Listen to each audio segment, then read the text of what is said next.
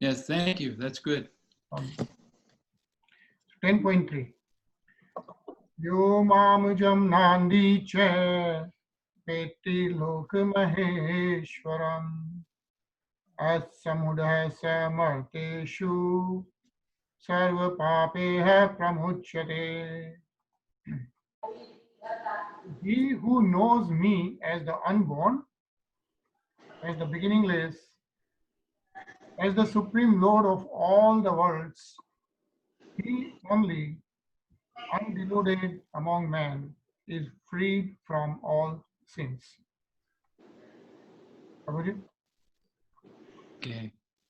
As stated in the 7th chapter, Manushyanam Sahasreshu Kaschid Yatati Siddhaye, those who are trying to elevate themselves to the platform of spiritual realization are not ordinary men. They're superior to millions and millions of ordinary men who have no knowledge of spiritual realization. But out of those actually trying to understand their spiritual situation, one who can come to the understanding that Krishna is the Supreme Personality of Godhead, the proprietor of everything, the unborn, is the most successful spiritually realized person. In that stage only, when one has fully understood Krishna's supreme position, can one be free completely from all sinful reactions. Mataji? Here the Lord is described by the word Aja, meaning unborn, but he is distinct from the living entities who are described in the 2nd chapter's Aja. The Lord is different from the living entities who are taking birth and dying due to material attachment. The conditioned souls are changing their bodies, but his body is not changeable. Even when he comes to this material world, he comes as the same unborn. Therefore, in the 4th chapter, it is said that the Lord, by his internal potency, is not under the inferior material energy, but is always in the superior energy. Mayur?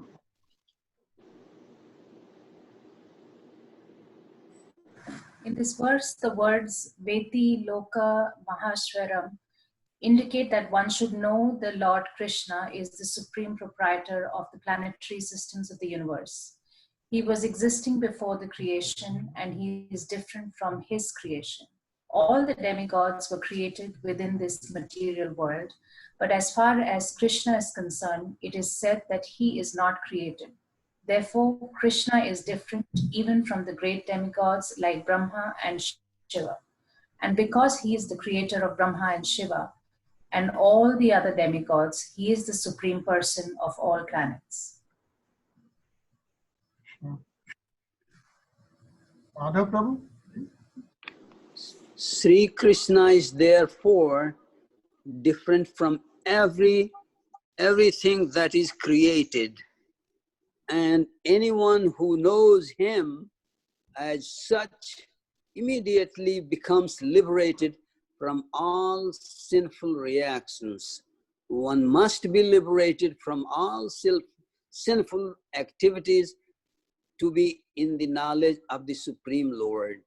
Only by devotional service can he be known, and not by any other means, as stated in Bhagwad Gita.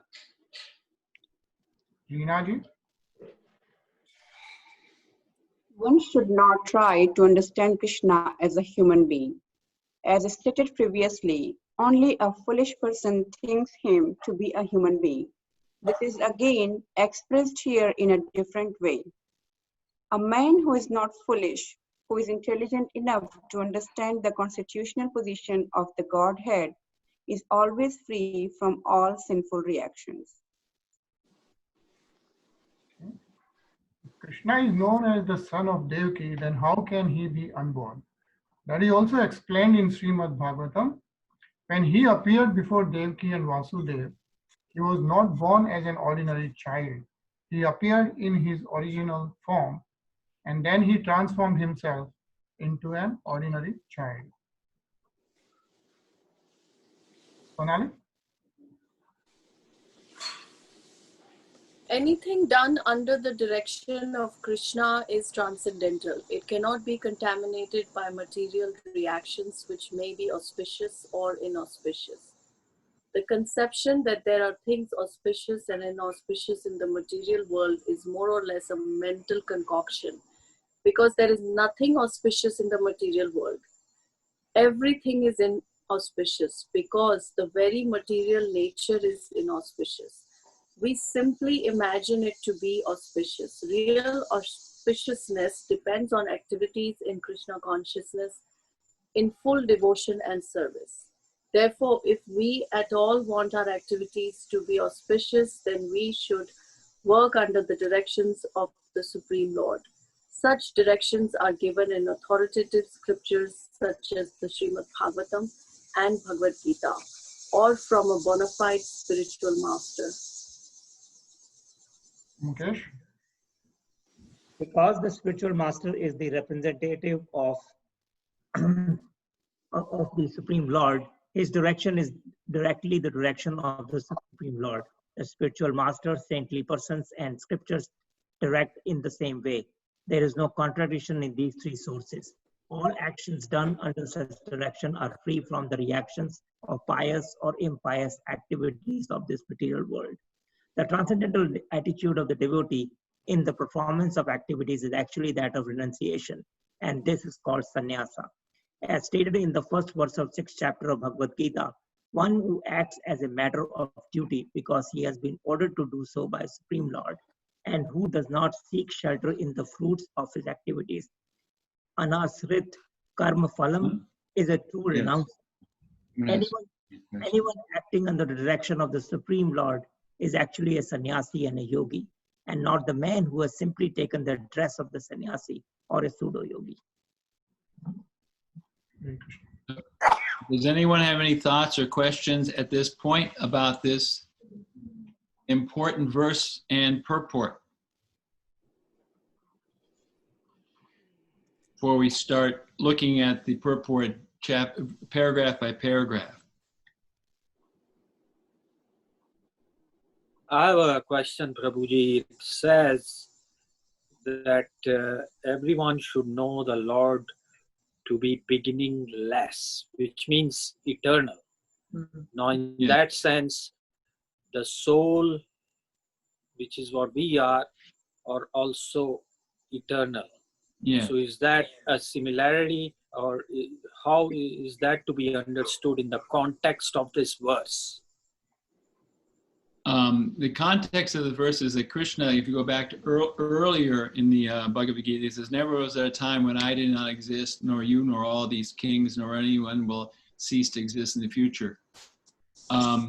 So that the soul exists eternally, the souls exist eternally, coexist eternally with the Supreme Lord, because everything that that emanates from the Supreme Lord has no beginning. So the soul also has no beginning. So we are a coexistence with the Supreme Lord eternally. However, because of our turning away from the Supreme Lord, sometime, somewhere outside of time, we can't measure it, we are divorced from our relationship with the Lord, practically speaking, for eternity. So that's the understanding. The Lord is eternal, has no beginning. How do we understand that? Adir, Govinda, he's the eternal, he's the cause of all causes. And we're existing along with him eternally. Now, in the Bhagavad Gita, at one point, Krishna does make appearances in this world, and he tells Arjuna, I spoke this Bhagavad Gita to the sun god some millions of years ago. And Arjuna says, well, wait a second, Krishna, we're contemporaries. How is it that you spoke this so many millions of years ago? And Krishna says, many, many births, both you and I have passed. I can remember all of them, but you cannot, O Arjuna. So Krishna does appear in this world, but he's always here, but he only appears at times to us. He becomes manifest. But we forget because we're actually being moved from one body to another, but he always has the same body.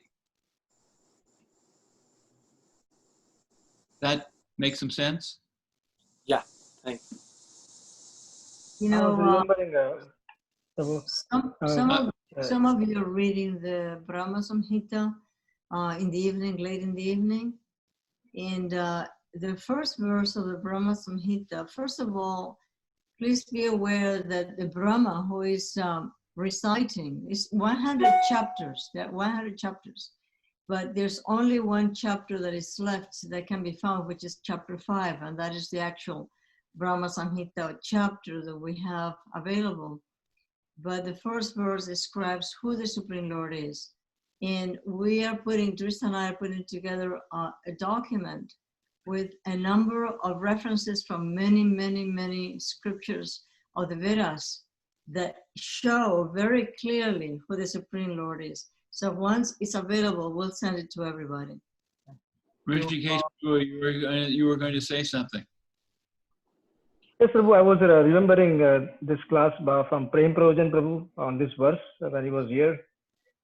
Yes. He made a very beautiful point, that there are so many unborn, there are so many ajams. The Lord is not just unborn, but he's also beginningless, anadim. But there are so many beginningless people also, the soul liberated persons, they are also beginningless. And there is then the Lord is Maheshwara, he's Maheshwara for everything. But then there is Mahadev also, which is called Maheshwara, But the Lord is actually Sarvaloka Maheshwara, it's Maheshwara of the Maheshwara. So he was just considering that, that the Lord basically just saying that, no one is equal to him in one sense. It's pretty cool. Right. Well, no one is equal. What Nityo, Nityanam, Chaitanas, Chaitananam, he's the eternal of the eternals, and he's the sentient of the sentient. So, yeah, he is the origin of everything. This is a good point, because if we go here to the very beginning of the first paragraph, Prabhupada makes a statement here, as stated in the 7th chapter, Manushanam Sahasreshu Kaschit Yatati Siddhaye. And that basically says that out of many thousands among men, one may endeavor for perfection, and of those who have achieved perfection, hardly one knows me in truth. And then he also says, Bahunam Janmanam Ante Jnanavamam Prapadyate Vasudevam Savamiti Samahatma Sadurlabha, that one may go for many, many, many lives before one can understand that Krishna is the Supreme Personality of Godhead. So it's a very good point, Rishikesh Prabhu, because we have to know Krishna tattva in truth. As it says in the 4th chapter of the Bhagavad Gita, he who knows me in truth, tattvataha, 4:9, he doesn't take birth again. So this is why we study the Gita. Something also that's very telling in this first paragraph. In the middle of the paragraph, it says, but out of those actually trying to understand the spiritual situation, one who can come to the understanding that Krishna is the Supreme Personality of Godhead, the proprietor of everything, the unborn, is the most successful spiritually realized person. In that stage only, when one has fully understood Krishna's supreme position, can one be free completely from all sinful reactions. Very important, very important. Yeah, even the second paragraph says, here the Lord is described by the word Aja, meaning unborn.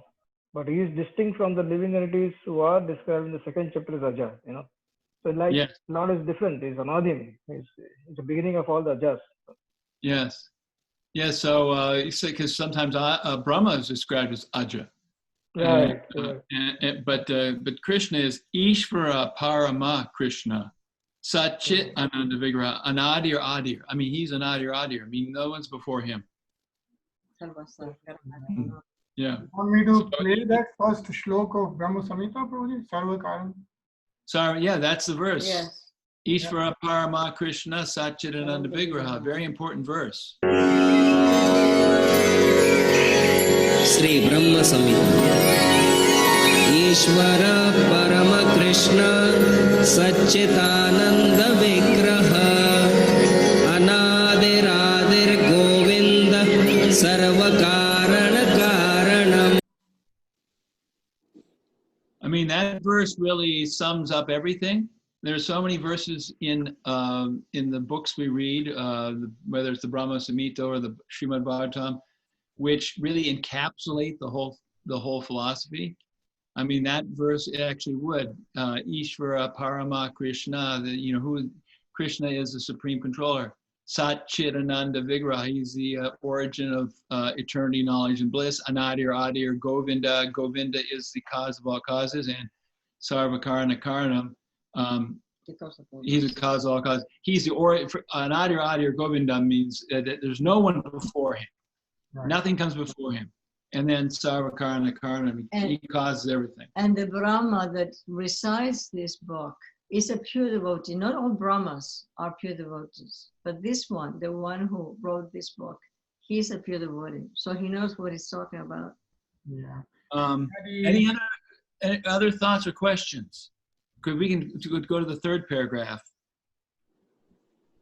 I think Gajendra was going to say Gajendra, you going to say something? No, I was just saying that Anadi Radhi, so there's Anadi. Anadi is the beginningless. Yes. And is the original. So it's both. He's the original plus he's the beginningless. Yes. And we can't get our heads around that. Yeah. I mean, really, you think about that, we think something's really old, or we think something's, we're just kind of like, we kind of don't totally grasp it. It's eternal. Eternal means that Krishna has always, never has not been dancing with the gopis, playing with the cowherd boys, being Mother Yashoda's darling, and engaging in so many wonderful pastimes in Goloka Vrindavan. He's never not done that. There has never been a time when that hasn't been going on. And then on top of that, there's Vaikuntha and everything else too. So, I mean, just how are we to understand?